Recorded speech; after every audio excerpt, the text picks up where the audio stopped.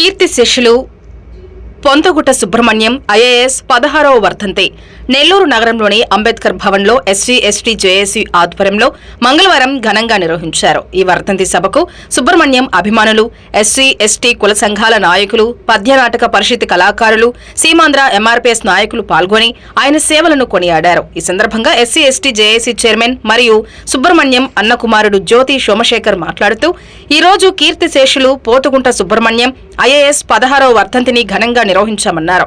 ఈ వర్ధంతి సభకు విచ్చేసిన ప్రతి ఒక్కరికి పేరు పేరున ధన్యవాదాలు తెలుపుతున్నామన్నారు. 1983లో సివిల్ సర్వీస్ అధికారిగా ప్రారంభమయ్యి ఆ తర్వాత ఐక్యరాజ్య సమితిలో వివిధ పట్టాలు పొందిన గొప్ప వ్యక్తి అన్నారు. ఆనాడు సుబ్రహ్మణ్యం ప్రవేశపెట్టిన పథకాల వల్లే రాజశేఖర రెడ్డి ప్రభుత్వం 2 సార్లు అధికారంలోకి వచ్చిందన్నారు. అనంతరం వారి కుమారుడు జగన్మోహన్ రెడ్డి ప్రభుత్వం కూడా అధికారంలోకి వచ్చిందన్నారు. విలువలకు మారుపేరు సుబ్రహ్మణ్యం అని అన్నారు. ప్రతి విద్యార్థి ఆయనను స్ఫూర్తిగా తీసుకొని బాగా చదివి ఐఏఎస్లుగా రాణించాలని తెలిపారు.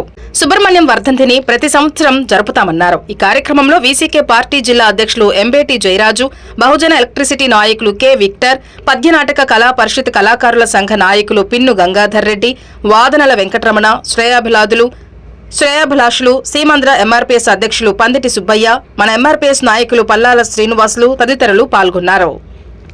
పూజ్యులు కీర్తిశేషులు మా చిన్నాన్నగారు డాక్టర్ పొంతగుంట సుబ్రహ్మణ్యం గారు ఐఏఎస్ 16వ వర్ధంతి సందర్భంగా విచ్చేసిన సుబ్రహ్మణ్యం గారి అభిమానులందరికీ పేరు పేరున ధన్యవాదాలు. 1983వ సంవత్సరంలో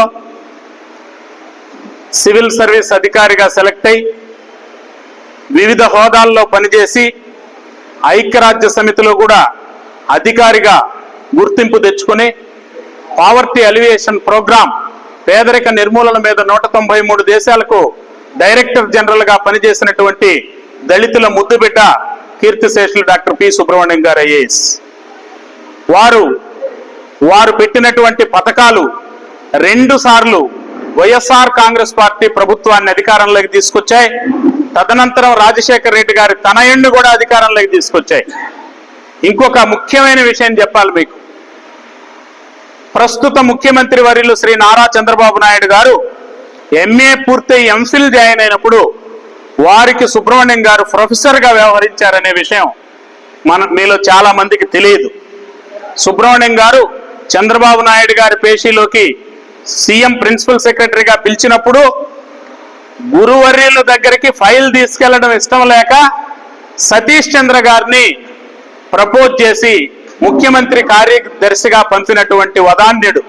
వచ్చిన అవకాశాన్ని కూడా అంటే విలువలకు ఆయన ఎంత ప్రాధాన్యత ఇస్తారో మనం గ్రహించాల్సినటువంటి అవసరం ఉంది. సుబ్రహ్మణ్యం గారికి 2 పిల్లలు,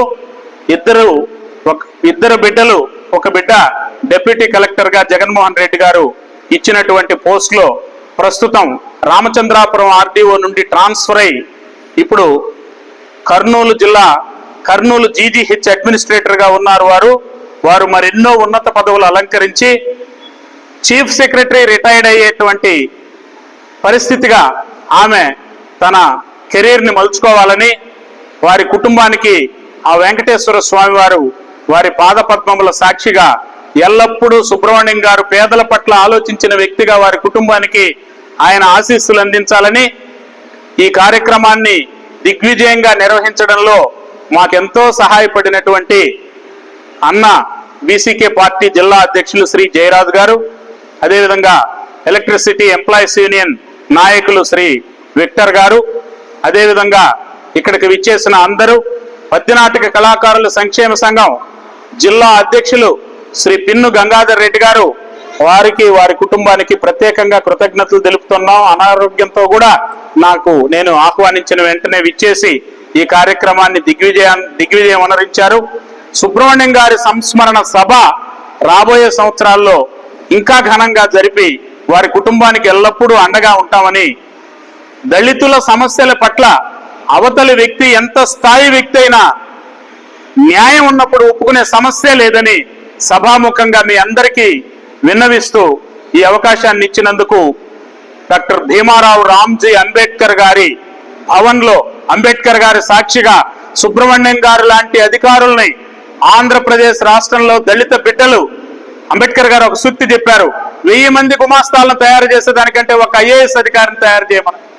కాబట్టి ఈ కార్యక్రమాన్ని దిగ్విజయం అనరించడంలో ఎప్పుడూ సహాయం చేస్తున్న మా ఎస్సీ జేఏసీ జిల్లా అధ్యక్షులు శ్రీ వాదనాల వెంకటరమణ గారు, ప్రధాన కార్యదర్శి శ్రీ కలివెల ఎలీషా కుమార్ గారు, కో చైర్మన్ శ్రీ పల్లాల శ్రీనివాసులు గారు, బహుజన్ టీచర్స్ అసోసియేషన్ నాయకులు ఆదినారాయణ గారు, మనోజ్ గారు, దర్శి మాల్యాద్రి గారు, అదేవిధంగా హరి గారు, ఇక్కడికి విచ్చేసినటువంటి కానిస్టేబుల్ హెడ్ కానిస్టేబుల్ అల్లుడు శ్రీ జగన్నాథ్ మస్తానయ్య గారు, రిపబ్లికన్ పార్టీ ఆఫ్ ఇండియా రాష్ట్ర కన్వీనర్ శ్రీ మిరియాల వెంకటరమణయ్య గారు అల్లుడు, ఎంతో శ్రమ కోర్చి ఆరోగ్యం బాగలేకపోయినా ఇక్కడికి విచ్చేసిన నా కుమారుడు వెంకట దుర్గా ప్రసాద్కి ఆశీస్సులు అందిస్తూ వారి తాత మాదిరిగా పట్టుదలగా ఐఏఎస్ సాధించాలని, దీన్ని స్ఫూర్తిగా తీసుకోవాలని దుర్గాకి గైడ్ చేస్తూ ఈ అవకాశం ఇచ్చిన మీ అందరికీ పాదాభివందనం చేస్తూ ముగిస్తున్నాను. జై భీమ్.